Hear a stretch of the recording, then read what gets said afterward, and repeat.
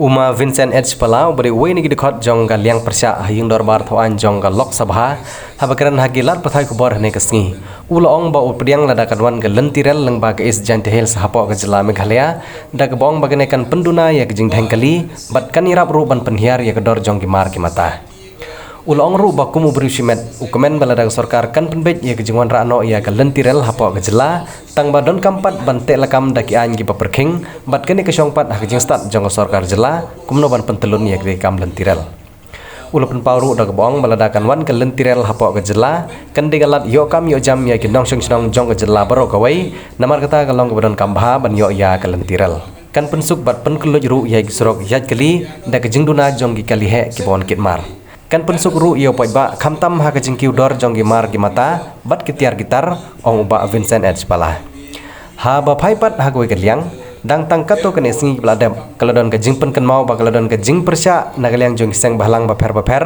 halor ka jing temu jong gi bor Sorkar Pdiang bat ka Sorkar jela banwan ra ya ka lentirel lagadai lengba jong kari lum jantia lane lengba jong kari Bhoi district hak ba om tang kawai ni arteli kin hun seng bahlang henre jan baro ke seng bahlang hapo ka jela ki persya ya ka jing temu banwan ra ya ka lentirel hapo ka jela Meghalaya kawai na keseng bahlang hapo ka jela ka badang yeng bej hak nong rem nadu usnem syejar kandai spa prapopra ban persya ya kene jing temu banwan ra ya ka lentirel kri keseng khasi students union kabal penpau bakan nom ailat banwan ra ya ka lentirel hapo ka jela Meghalaya tat hadu bag Sorkar jela kan pentrikam ya ki an ki paperking ban yada na jingwan rum kerthep jong ki breu ki panabar congestion of the road. If you see the unemployment, if you see the price rise, if you see so much problem in the road in terms of maintenance and all, I think I personally have no problem if a railway comes.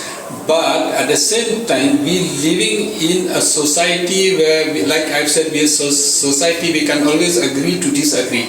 We are living in a society, a small society where many NGOs oppose to it. I think the government has to balance what is the purpose of the opposing to it and what is the development and what is unemployment. So they have to balance. I don't mind if the railway comes. At the same time, if the government think or if the NGO think that we are not in a position to accept the railway, and that also being a small split, I don't mind. But I personally prefer that be it railway, be it highway, be it airport, we should come more, so that because the employment, instead of our people running away, the goods, especially now most of the cement factories, we have almost more than 17 million tons.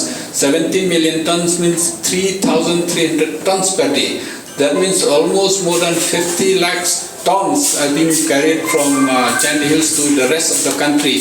So that is not possible to maintain the road and the traffic in the future. And if we have a railway, that will be easier for us to commute, easier for us, cheaper for us to do so many things. This is one thing we have to look not only the present but the future. At the same time, we have the highest deposit of limestone in Asia. We have the highest deposit of limestone. More factories are coming. We have also coal, the best quality of coal in the world. So with all this, if we look, I think we need more infrastructure, we need more investment, we need more employment. So we look in that point of view, we do need. But if you look from a point of view of what the other NGOs are saying is the infiltrations. If you look at that point of view, they are correct, because we are small, and if people comes and take away our job, takes away our minerals, take away so many things from us, it may not be able to sustain in the future. They have a point on this issue, so that's why I said we can always agree to disagree.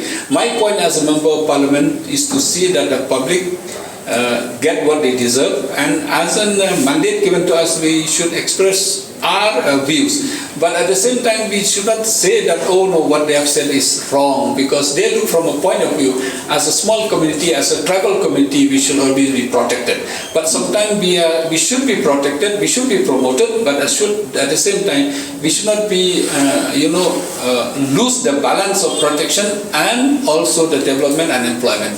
Don't you think? Should do a study on this case. Like normally we have the impact assessment whenever we have any project. So I think the government should do a study on this, especially the central government or the state government. They can work and do a study. It's not a big exercise, but they can do a study how much the influx has really affected us and how much the development do we need.